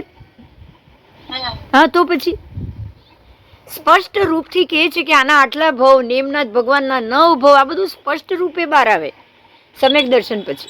તો મહાવીર સ્વામીના 27 ભવ એ પણ એમ જ રીતે બહાર આવ્યા જેમ બીજા ભગવાનના આવ્યા. તો આપણે કેમ અહીંયા અસંખ્ય ગણીએ છીએ? એ કોડાકોડી સમયનો તમે હિસાબ કરો છો એટલા માટે. તો એનો અર્થ તમારું ગણિત ખોટું છે, હિસાબ તમે ખોટો કરો છો. એમ નથી, એક સીધી વાત છે. જો દરેક ભગવાનના સમ્યક દર્શન પછીના ભાવો તમારી સામે લખેલા છે. બરાબર? તમારી સામે લખેલા છે. શાંતિનાથ ભગવાનના ભાવ બી તમે માનો છો, મલ્લીનાથ ભગવાનના બી ભાવ માનો છો, બધાના એટલા જ ભાવ માનો છો. મહાવીર સ્વામીના જ કેમ નથી માનતા? કેમ 27 ના બદલે અસંખ્ય બોલો છો?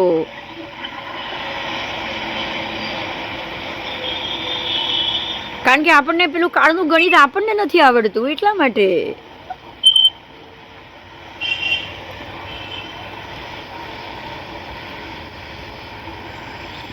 સમજવું પડશે આ બધું. આ રીતે સમજવું પડશે, નહીં ચાલે. આવો. જીત મોહ સાધુ તણો વળી ક્ષય મોહ જ્યારે થાય છે. દેખો, जीत मोह, साधु ने मोह को तो जीत लिया. अब मोह को जीतने के बाद क्षय मोह आएगा. जब तक क्षय नहीं होगा उसका, क्षीण मोह नहीं होगा. मोह को आपने जीत लिया, आपने ये सोच लिया कि मुझे ये नहीं चाहिए, मुझे ये नहीं चाहिए, मुझे ये नहीं चाहिए. बराबर? तब तक ये आपने जीत मोह किया है. अब क्या होगा? क्षय मोह. तो उसमें समय जाएगा ना. आपने जीत लिया, मुझे ये सब चीज़ घटाई. जैसे हमने अभी थोड़ी देर पहले सोचा कि आज आप 100% देख रहे हो, कल आप उसका 75% देखोगे, फिर आप 25% पे आ जाओगे, फिर आप 10% पे आ जाओगे, उसके बाद आप सिर्फ 1% पे आ जाओगे. आपकी इच्छाएं सब घट जाएगी कि भाई अभी जाने दो मेरे को, इसमें कोई रस नहीं रहा है, इसमें मुझे कोई इंटरेस्ट नहीं है. तो अब आपका क्षय क्षीण मोह हुआ. क्या हुआ? अब आप जीत मोह में से क्षीण मोह की तरफ आ गए. उसके लिए कुछ समय लगता है. और जब साधु क्षीण मोह में आए, मोह क्षीण हो जाए और फिर सत्ता में से उसका नाश हो जाए. देखो, धीरे धीरे धीरे धीरे अब वही मुद्दा लो कि इतने एक कोड़ाकोड़ी सागरोपम का समय प्रभु का क्यों गया? क्योंकि तब जीत मोह हुआ था कि भाई मुझे ये संसार का मोह नहीं चाहिए, मुझे मोक्ष चाहिए, अब मैं इससे थक चुका हूँ.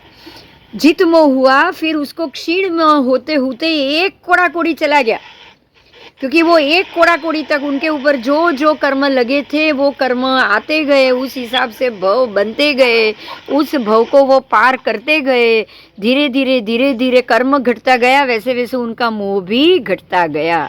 और अंतिम जब क्षीण मोह हो गया, जब मोह क्षीण हो जाता है, तब निश्चय को जानने वाला है. अब ये तभी मोह क्षीण हुआ. ध्यान से सुनिएगा.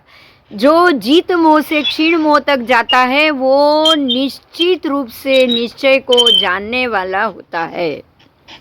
बराबर? निश्चय का मतलब ही सम्यक दर्शन है. आप सम्यक दर्शन को जानने वाले हो तो वो साधु क्षीण मोह बन गया. अब उनके सत्ता में क्षीण मोह पड़ा. पहले उनके सत्ता में जीत मोह था, अब उनकी सत्ता में ये क्षीण मोह आ चुका है. अब क्षीण मोह आने से, सत्ता में से मोह घट जाने पर, आपको क्षीण मोह गुण स्थान मालूम है? क्षीण मोह गुण स्थान कौन सा है? 12वां क्षीण मोह हो गया. अब वो सहयोगी केवली आ जाएंगे. उपशांत मोह है, 11वां उपशांत मोह, वहां से गिरते हैं ना। अगर आप देखिए यहाँ पे ही आपका वो होगा, जो मिथ्या दृष्टि होगा, सत्ता में जिनको मिथ्यात्व पड़ा होगा वो जीत मोह से क्षीण मोह तक नहीं पहुंच पाएंगे। अगर सत्ता में आपके मिथ्यात्व पड़ा है तो वो जीत मोह के बाद 11वें गुण स्थान उपशांत मोह तक पहुंच जाएंगे।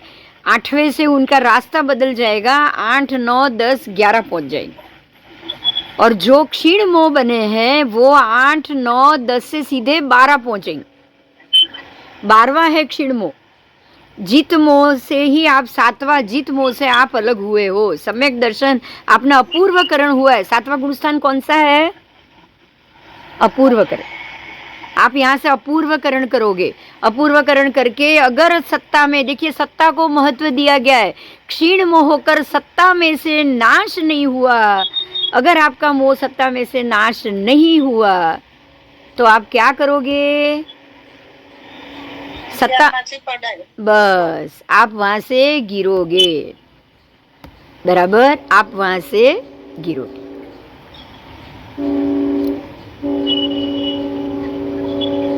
હવે કોલ અપગ્રેડ આવ્યું છે, 12 મિનિટ રહીને, એટલે અપગ્રેડ ના થાય તો પાછી હું બીજું આઈડી મૂકીશ, એનાથી આવી જજો. હા,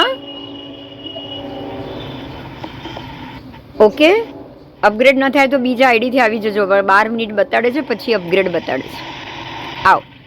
तो ये हुआ हमारा गुणस्थान की जगह कि जिनका मोह जिसने जीत लिया है, क्षीण मोह हो चुके हैं, जो जिनका मोह सत्ता में से नाश हो चुका है, वही 12वें गुणस्थान पर टिकेंगे, बाकी नहीं. तो वो निश्चय वाले ही 12वें पे टिक पाएंगे. लेकिन जो मिथ्या दृष्टि है, जो व्यवहार को मानते हैं, जो संसार को महत्व देने वाले हैं, वो यहाँ से नीचे गिर जाएंगे, क्योंकि सत्ता में पड़ा मोह उनको छोड़ेगा नहीं. अब क्षीण मोह बन चुके हैं, अब हम सत्ता में पड़े मोह को भूल जाते हैं. बराबर. अब ये क्षीण मोह हो चुके हैं, उसकी बात करते हैं. आओ.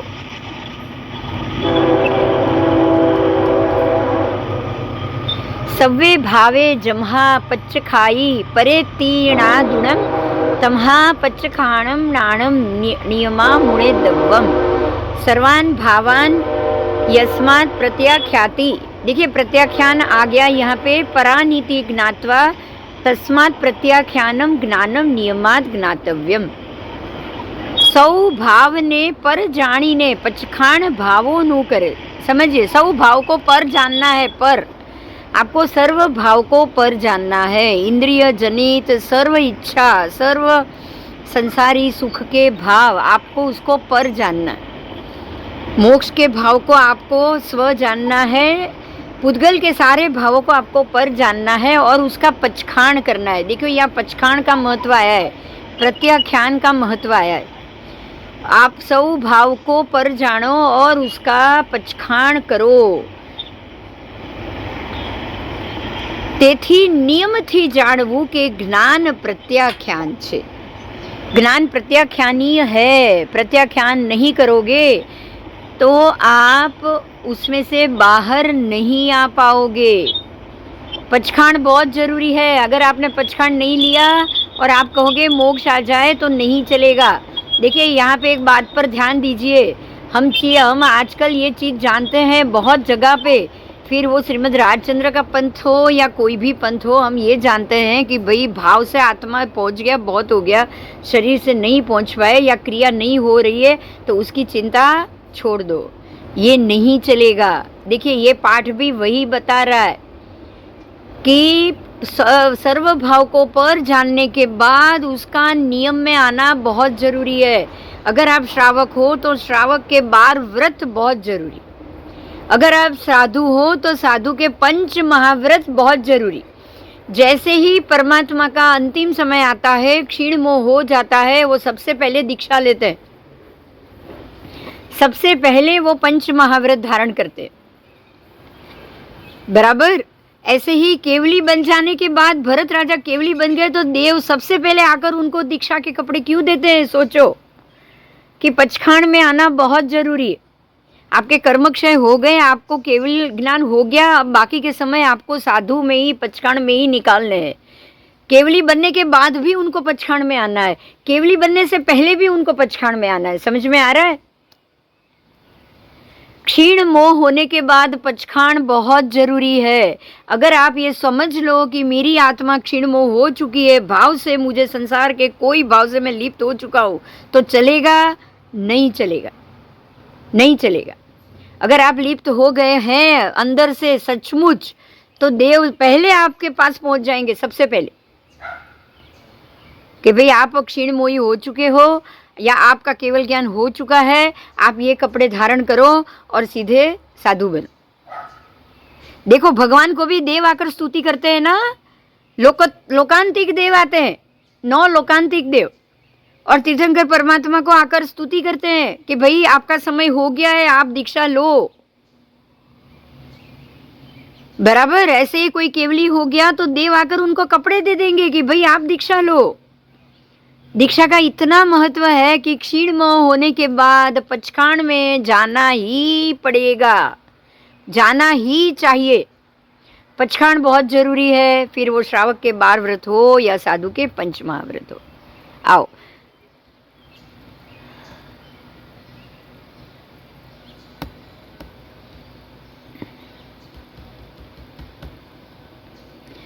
जहणाम कोवी पुरीसो पर दव्वमीणं तम जाणीदुम चयदी तह सव्वे पर भावेणाउण विमुंच देणाणी यथा नाम कोपी पुरुषः पर द्रव्यमिदमीति ज्ञात्वा त्यजति तथा सर्वान् पर भावान् ज्ञात्वा विमुच्यति ज्ञानी। आओ, पर भाव की बात की है।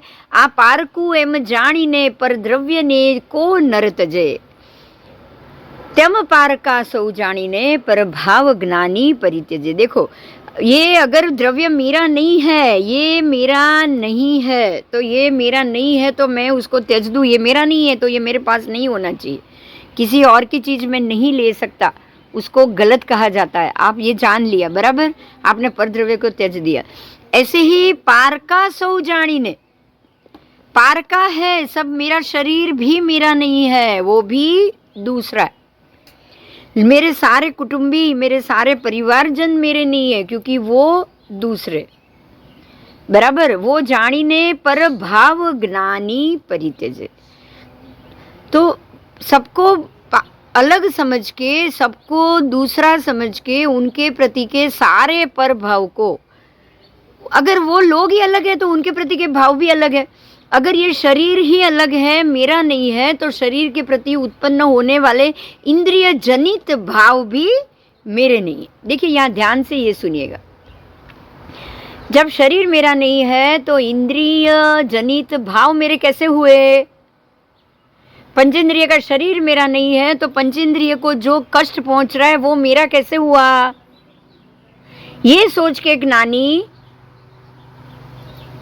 जो भी उनको परिचय होते हैं वो सहन करते, बराबर। और आपने परिचय सहन कर लिए, ये शरीर मेरा नहीं है ऐसा सोच के, उसी समय आपका आत्मा से ध्यान लीन होना शुरू हो गया, उसी समय। तो जैसे परिचय मिले आपको उसको सहन ही करना है, और यही जानना है कि ये मेरा शरीर मेरा नहीं है, ये पर वस्तु है। पर वस्तु का पर भाव मुझे त्यजना है। पर वस्तु है तो उसके भाव भी पर हो जाने चाहिए। बस हम वस्तु तो पर कर लेते हैं, लेकिन उसके भाव को पर नहीं कर सकते। उसके भाव पर नहीं होते हैं। वो वस्तु के प्रति का ममत्व, शरीर के प्रति दर्द का ममत्व मेरा हो गया, इसलिए मैं उसको पकड़ लेती हूँ। नथी मम को वी मोहो बुद्धि उओग एव अहमेको तम मोहणी मम्मतम समयस वियाण्या बेंती। देखो, यहाँ समय आ गया है, समय सार। समय सार यानी आत्मा का सार, आत्मसार, ठीक है। और मोह का बुझना, उपयोग, मोह को कैसे बुझाओगे उसका उपयोग यहाँ बताया गया है। नास्ति मम कोपी मोहो बुध्यते उपयोग एवाह मेकम तम मोह निर्ममत्वम समयस्य विज्ञायका ब्रुवन्ति। समय विज्ञान आत्मा का ज्ञान क्या है, आत्मा को क्या ज्ञान करना चाहिए? नहीं मोह ते मारो कई, मोह मारो छे ज नहीं, मोह मारो छे ज नहीं, ઉપયોગ કેવલ એક હું, ઉપયોગ હંમેશા એકમાં જ હોય, ક્યાં તો મોહમાં હોય ક્યાં આત્મામાં હોય. જો આ બહુ સરસ વાત છે, ભગવાન પહેલેથી આ વાત કહી રહ્યા છે અને આ આપણે જાણીએ છીએ, આપણામાં વસ્તુ આવી ગઈ છે. ઉપયોગ માત્ર એકમાં હોય, મનમાં હોય તો વચનમાં નથી, વચનમાં હોય તો કાયામાં નથી. મન વચન કાયા ત્રણેયમાં ઉપયોગ ક્યારેય પણ હોતો નથી, ક્યારેય પણ નહીં. તમે ધ્યાન માળામાં લઈને બેઠા છો અને સામે 10 વસ્તુઓ જોઈ રહ્યા છો, કોઈ ચકલી આવતા જોઈ રહ્યા છો, કોઈને જતા જોઈ રહ્યા છો, તો સમજી લેજો કે તમારું ધ્યાન ચકલીમાં છે, માળામાં નથી. કારણ કે ઉપયોગ એક સમય એકમાં જ હોય. એ આપણે શ્વેતાંબરમાં, આપણે ભગવતી સૂત્રમાં બહુ સારી રીતે ભણી ગયા. બરાબર બરાબર. તો જ્યારે મોહ મારો ક્યાંથી હોઈ શકે? જ્યારે કે ઉપયોગ કેવળ એક હું જ છું. આત્મામાં જ્યારે ઉપયોગ હોય તો મોહમાં ઉપયોગ હોઈ શકે ખરો? જ્યારે તમારો મોહમાં ઉપયોગ છે ત્યારે તમારો આત્મામાં ઉપયોગ નથી. એ વાત નક્કી? આ વાત નક્કી? बराबर. तो जो તમે એમ જાણો કે मोह સાથે मेरा कोई संबंध नहीं है, मोह अलग है, मेरा उपयोग एक ही है और वो सिर्फ आत्मा, आप ये जानो, यही ज्ञान है और यही समय सार का ज्ञान. ऐसा जानना ही समयस्य सिद्धांत, ऐसा जानना ही आत्मा का ज्ञान है. ये आत्मज्ञान. आत्मज्ञान कब होगा? कि ये मोह मेरा है ही नहीं, मोह से मेरा कोई संबंध नहीं, मोह से मेरा कोई संबंध नहीं, ये ज्ञान ही आत्मज्ञान है. अब मेरा उपयोग एक ही है, वो है मेरी आत्मा. आत्मा का उपयोग आत्मा के गुण में ही होता है, वो कभी भी शरीर के गुण में नहीं जा सकता. आत्मा कभी भी शरीर का ध्यान नहीं करता. तो ये सिद्धांत है, यही समय का सिद्धांत है. और स्व पर के स्वरूप, जिसने ये स्वरूप जान लिया ना कि मोह मेरा नहीं है, मेरा उपयोग मोह में हो ही नहीं सकता, मेरा उपयोग सिर्फ मेरे अंदर यानी कि आत्मा के अंदर होगा. शरीर पर है, मोह पर है. शरीर पर है तो शरीर के भाव भी पर है, इंद्रिय के भाव भी पर है, तो मोह तो इंद्रिय का ही तो भाव है. जब इंद्रिय पर है तो इंद्रिय के भाव मोह में तो मेरा भाव उपयोग आना ही नहीं है. मेरा आत्मा ही मैं हूँ और उसी के अंदर मेरा उपयोग केवल आत्मा में है. ये जिसने जान लिया उसने मोह का त्याग कर दिया. आओ.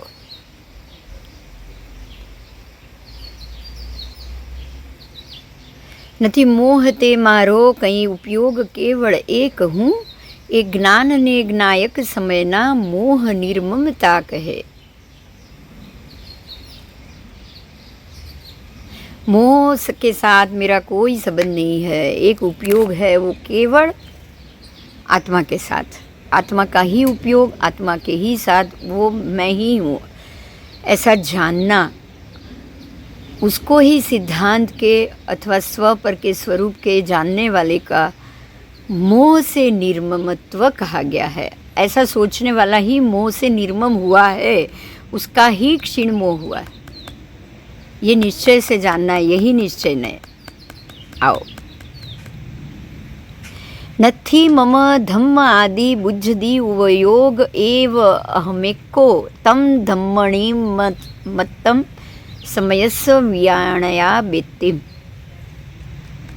आओ. इसका जो अर्थ किया है, ज्ञेय भाव के भेद ज्ञान को ये गाथा बता रही है. गाथा नंबर 37. धर्मादि में ते मारा नथी, उपयोग केवल एक हूँ, ए ज्ञान ने ज्ञायक समयना धर्म निर्ममता कहे. आओ.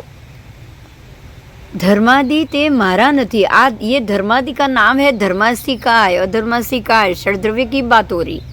उपयोग केवल एक हूँ, उपयोग मात्र मैं हूँ. लोभ, बाकी के सारे मोह, मोह के बाद संसार, संसार का व्यवहार, जो व्यवहार नए है, जो उसके कर्म है, कर्म के साथ के संबंध है, ये सब मैं नहीं हूँ. ये कह रहे हैं कि ये सब मैं नहीं हूँ. धर्मादि मेरे नहीं है और ना ही धर्मादि के साथ मेरा कोई संबंध है. બરાબર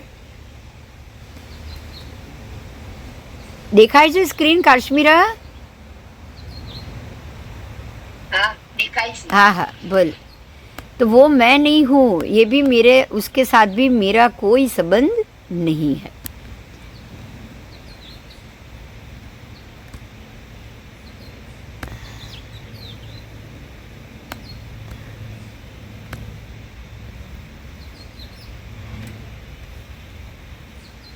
ये ज्ञान ने ज्ञायक, इस ज्ञान को ज्ञायक यानी कि जो आत्मा है वो ज्ञान लेने वाला है, वो समय ना धर्म निर्ममता कहे।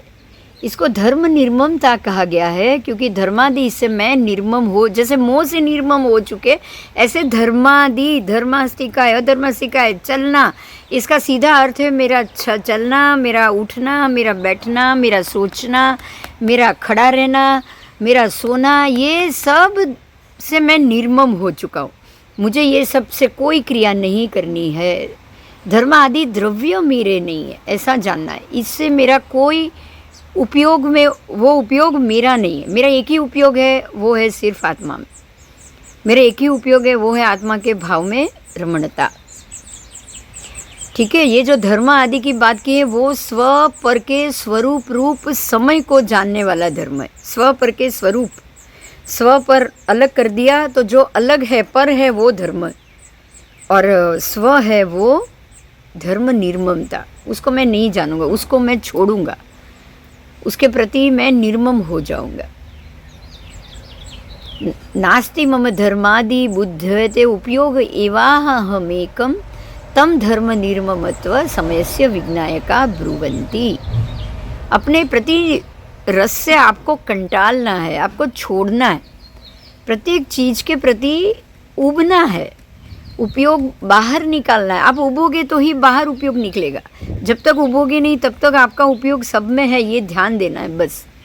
आप उस सबसे तब बाहर आओगे जब उस सबसे आप निर्मम हो जाओगे, निर्मम, क्रूर। अहमिक्को खलु शुद्धो दंसणनाणमयो सदा रूवी नवियथी मज्ज किंचीवी अणम परमाणु मेत्तम पी। ये कह रहा है ये गाथा में कि भावक भाव और ज्ञेय भाव, जो भावक भाव अलग है, ज्ञेय भाव अलग है, ये भेद ज्ञान करना है। भावक भाव, जो भावक आत्मा जो भावन भावना कर रहा है वो अलग है, और ज्ञेय भाव जो जानने जैसे भाव है वो दोनों अलग। ये भेद ज्ञान हो जाना चाहिए। जब अन्य भाव में से जब ये भिन्नता आ जाए, सर्व अन्य भाव से आप भिन्न हो जाओ, तब आपका उपयोग एक ही जगह रहेगा। जब तक वो भाव से अलग नहीं होगे, आपका उपयोग ज्ञेय भाव में नहीं रह सकता। पोताना एक आत्मा ने जो धारण कर रहा है, अपने आत्मा को ही जो धार रहा है, उसी का परमार्थ प्रकट हुआ है। अन्य भाव, पर भाव, भावक भाव में रह रहा है, वो अपने आत्मा को प्रकट नहीं कर रहा है। भावक भाव यानी कि किसी की भाव की भावना, यहाँ भावक भाव को भी निकाल दिया। अच्छे की भी भावना नहीं चाहिए, जैसे बुरे की भी नहीं चाहिए, पर की नहीं चाहिए, ऐसे इसकी भी आत्मा अन्य भाव की भी भावना नहीं चाहिए।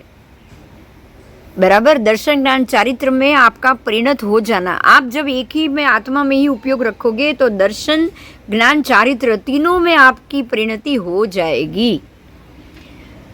अपने आत्मा रूपी बाग में ही प्रवृत्ति करोगे जब आप दर्शन ज्ञान चारित्र में अपना उपयोग रखोगे। सर्व पर द्रव्यों से और उसमें से उत्पन्न हुए भावों से, भावक भाव का मतलब पर द्रव्य से उत्पन्न होने वाले भाव, जब उसमें आपने भेद जान लिया तब अपने उपयोग को रमाने के लिए, बराबर, अपने उपयोग को रटाने के लिए, खेलना खिलाने के लिए, खेलने के लिए सिर्फ आपका आत्मा बाकी रहेगा, अन्य कोई ठिकाना नहीं रहेगा। तब ये दर्शन ज्ञान चारित्र रूप, उसमें एक रूप हुआ आत्मा, अब उसी के अंदर आपका भाव, आत्मभाव रमण करेगा। आपका उपयोग, आत्मा आपका भाव नहीं बोलेंगे, उसको उपयोग बोलेंगे, वो आत्मभाव में ही रमण करेगा। दर्शन चारित्र रूप आत्मभाव, आपका आत्मा कैसा है? दर्शन ज्ञान चारित्र रूप स्वरूप में परिणत हुआ है।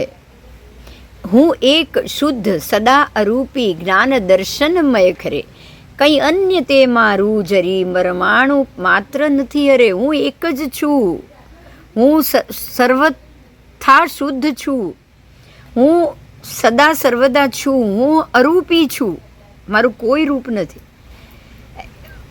હું જ્ઞાન અને દર્શનમય છું, હું જ્ઞાનથી ભરેલો છું, હું દર્શનથી ભરેલો છું. અન્ય કંઈ મારું નથી, જરી પરમાણુ માત્ર નથી. અરે મારું કંઈ અન્ય નથી, परमाणु मात्र मारू नहीं, परमाणु मात्र पण मारू नहीं. अब उसके बाद की गाथा है, उसको देखेंगे. अहमेक खलु शुद्धो दर्शन ज्ञानमय सदा रूपी नाप्यस्ति मम किश्चिद अन्य परमाणु मात्रपि. वही गाथा का संस्कृत भाव था.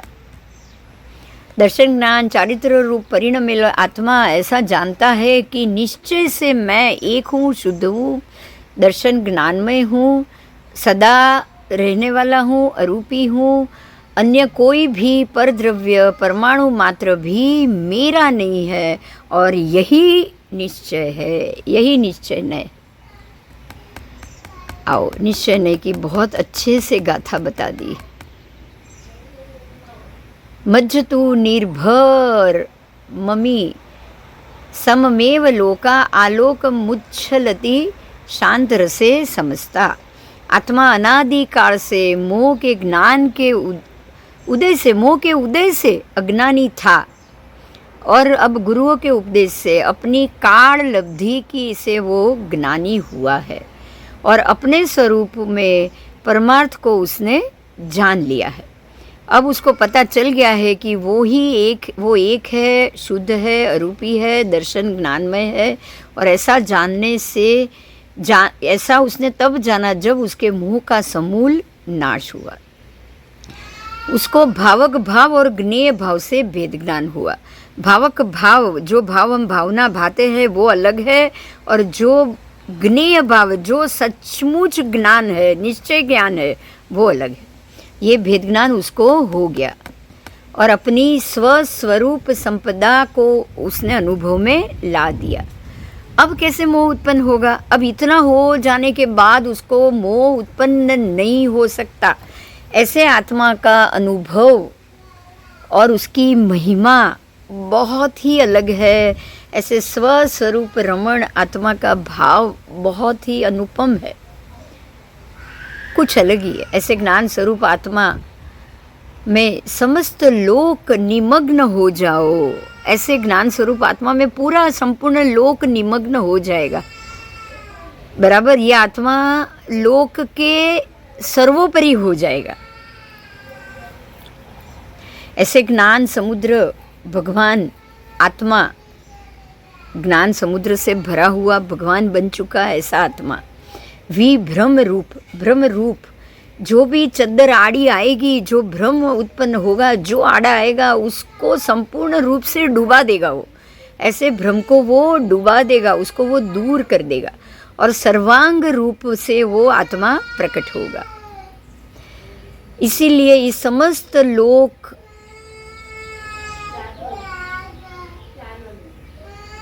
को वो अपने शांत रस में लोक को ही डुबा देगा. मतलब अब वो अत्यंत शांत रस में मग्न हो गया है. और वो शांत रस कैसा है? प्रशम रस, शांत रस. ये कैसा है? जिसमें समस्त लोक पर्यंत, जो ये रस ऐसा है जो लोक के ऊपर तक उछल रहा है, समस्त लोक पर्यंत उछल रहा है. मतलब अब आत्मा ऐसे शांत रस में निमग्न है जो समस्त लोक के पर्यंत उछल रहा है. आप 14 राजलोक को भूल जाओ, क्योंकि उसके ऊपर ये रस उछल रहा है. अब ये सिद्ध गति की बात आ रही. मेरा आत्मा तो नीचे है, लेकिन सिद्ध गति ऊपर. अब मेरा आत्मा वो समस्त लोक के रस को भुलाकर सिद्ध गति के शांत प्रशम रस को पी रहा है. मतलब आप संपूर्ण लोक को भूल चुके हो, सिद्ध गति से प्रशम रस की वर्षा को आप पी रहे हो। आपका आत्मा सिद्ध गति के प्रशम रस से एकाकार हो चुका है और वो रस के अंदर आपने समस्त लोक को डुबा दिया है। इसका अर्थ ये हुआ कि सिद्ध गति से प्रशम रस की धारा नीचे आप तक पहुंच गई और उसने पूरे समस्त 14 राजलोक को डुबो दिया है। आप कल्पना करो ऐसे, बराबर। जिस तरह समुद्र के आड़े कुछ आ जाए तब जल नहीं दिख जाता, जब वो आड़ दूर हो तब वो जल दिख रहा है, प्रकट होता है। तो लोक को प्रकट होने के लिए, लोक तब प्रकट होगा जब ऊपर से गिर रहा प्रशम रस का जल होगा, तब आपको लोक दिखाई नहीं देगा, है ना। लोक ने उसको डुबा दिया है। ऐसा प्रशम रस का जल आप तक गिर रहा है कि अब आपको मध्य में लोक संपूर्ण डूबा हुआ भासित हो रहा है, बराबर। इस अब तक आत्मा विभ्रम से आच्छादित था, तब वो संपूर्ण राजलोक उसको दिख रहा था, और अब आत्मा विभ्रम दूर करके बैठा है, बिल्कुल शांत होके बैठा है। अब रागादि मोह भाव सब दूर हो चुके हैं, ज्ञानादि उपयोग में आत्मा डूब गया है, खुद के ही ज्ञान के उपयोग में वो डूब गया है। तब वो प्रशम रस जल आड़े आ गया, अब उसको संसार दिखेगा ही नहीं। अब 14 राजलोक उसके के आड़े उनका प्रशम रस आ गया है। ऐसा प्रशम रस, ऐसा स्वरूप जागृत होगा कि उसके आड़े आपको 14 राजलोक दिखेगा तक नहीं। पहले उल्टा था, 14 राजलोक दिख रहा था और कुछ नहीं, व्यवहार दिख रहा था, सब व्यवहार व्यवहार व्यवहार दिख रहा था। लेकिन अब सिर्फ निश्चय दिख रहा है, वो प्रशम शांत रस दिख रहा है जिसने 14 राजलोक को भी ढक दिया है। अब उसके वितराग विज्ञान रूप शांत रस में सर्वलोक मग्न हो चुका है। ये जो उत्पन्न हुआ है शांत रस, वो वितराग विज्ञान रूप शांत रस। आत्मा का जब अज्ञान दूर हो जाता है तब ये केवल ज्ञान प्रकट होता है, और इस केवल ज्ञान प्रकट होते हुए वो समस्त लोक में रहे सर्व पदार्थों को एक साथ ज्ञान में आकर उसके झड़क जाते, और वो सर्वलोक को देख सकता है, क्योंकि अब उसने सर्वलोक का पार पाम लिया, बराबर। बहुत अच्छे से केवल ज्ञान का यहाँ पर रस बताया है।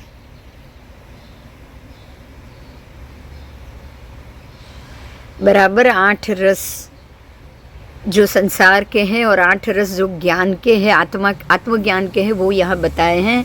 संसार के 8 रस, संसार के 8 रस, श्रृंगार रस, हास्य रस, रौद्र रस, करुणा रस, 5वां वीर रस, 6ठा भयानक रस, 7वां बीभत्स रस और 8वां अद्भुत रस। ये 8 रस लौकिक रस, संसार के रस है, 14 राजलोक के रस है। और उसी में अब तक आत्मा डूबा था, तो नाटक ही उसका अधिकार था। हर जगह वो नाटक करता था, हर जन्म में वो एक नाटक करके आता था। पर्दा गिरता था, वो बाहर चला जाता था, फिर से वो आता था, फिर से दूसरा नाटक प्रस्तुत होता था। तो ये नाटक के 8 रस जो थे वो संसार के थे और आत्मा उसी के अंदर डूबा हुआ था। अब ये उसमें से वो बाहर आ गया, आत्मा बाहर आ गया। अब उसके अंदर जो 8 उसके जो प्रदेश है, अष्टरुचक प्रदेश, वो अष्टरुचक प्रदेश में 8 ज्ञान के रस उत्पन्न हो गए, और ये 8 रस के अंदर आत्मा 8 ज्ञान रस में वो लीन हो चुका है। अब ये 8 रस जो है वो 8 रस नमुत्थुणम सूत्र में बहुत अच्छे से आएंगे। नमुत्थुणम सूत्र 8 रस उसकी गाथा में ये बहुत अच्छे से बताए गए हैं।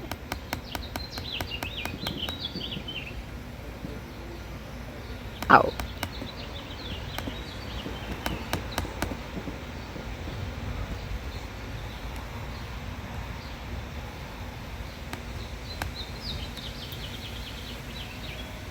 शिव शिव मयल मरुव मणंत मवबा मपुनरावित्ति सिद्धि गई नाम ध्येयम। ये हो गए 8 रस। शिव, अचल, अरूप, अनंत, पुनरावृत्ति, फिर से पुनरावर्तन नहीं, बराबर, सिद्धि गति, नाम, ध्येय, सिद्ध गति में गए हैं, 8 गुण जाग चुके हैं, आत्मा के 8 गुण प्रकट हो चुके हैं और इन 8 गुणों में 8 कर्म का नाश हो चुका है, 8 कर्म निवार दिया है। तो ये 8 रस ने अब आत्मा के 8 कर्म का बिल्कुल नाश कर दिया और ये अब सम्यक दृष्टि आत्मा क्षायिक सम्यकत्व को प्राप्त करते हुए सिद्धि गई नाम ध्येय, उसने सिद्ध गति के नाम को धारण कर लिया। तो इस प्रकार से शांत रस में अब यह आत्मा डूब चुका है, सम्यक दृष्टि का यथार्थ स्वरूप उसने पा लिया। आओ अब ये हमारा आज प्रथम पूर्व रंग समाप्त हुआ है। समय सार शास्त्र की आत्मख्याति नाम की टीका का ये पूर्व रंग समाप्त हुआ। पहला, इसमें आपने 32 गाथा की है। कितनी? 32 गाथा खत्म हुई है। अब 33वीं गाथा जीव जीव अधिकार चालू होगा, वो हम कल अगले क्लास में करेंगे, क्योंकि ये जीव द्रव्य अजीव द्रव्य ये 9 तत्व जो हम जानते हैं, जीवा जीवा पुनम पावा, जो हम 9 तत्व को जानते हैं उसी के हिसाब से जीव द्रव्य और अजीव द्रव्य के नाम से ये बाहर आएगा। जो पहला अधिकार था वो था आत्म दृष्टि का, आत्म निश्चय नय व्यवहार नय का, और निश्चय से आत्मा किस प्रकार से मोक्ष जाता है और व्यवहार से आत्मा किस प्रकार से संसार में भ्रमण करता है, ये संपूर्ण रूप से हमने जाना। तो आज ये हम अभी समाप्त करेंगे। कल से ये 33वीं गाथा से ये शुरू होगा, बराबर। तो ये 1 से 33 गाथा तक के आपके 3 एपिसोड हुए हैं, आप उसको ज़रूर देख लीजिए। कल 32 गाथा तक। जय जिनेंद्र जी, कल फिर से मिलेंगे। हाँ,